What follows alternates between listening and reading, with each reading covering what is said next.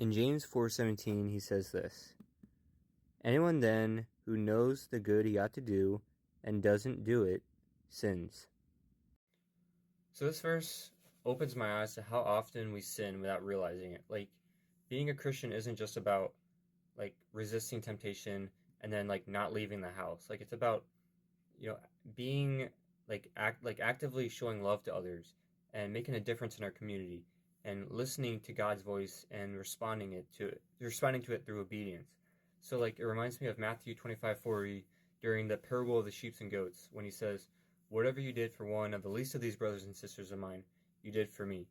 And James also brings up the example of how, like, if someone who is starving or needs clothes comes up to you and you just give them lip service instead of actively doing something about it, then you're not obeying the Lord when He's telling you to give someone food or clothing or to pray for somebody.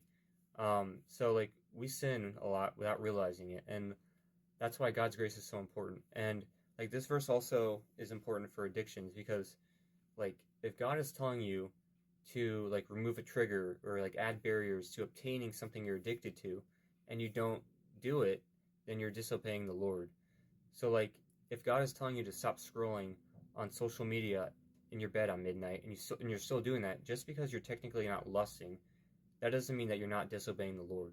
Or if you have an alcohol addiction and you're not removing triggers to obtaining alcohol, like, just because you're not drinking alcohol, that doesn't mean that you're not disobeying the Lord's instructions to you.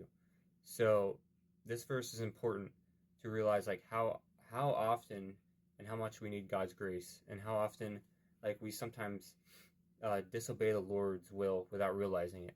And this is something that I need to work on as well.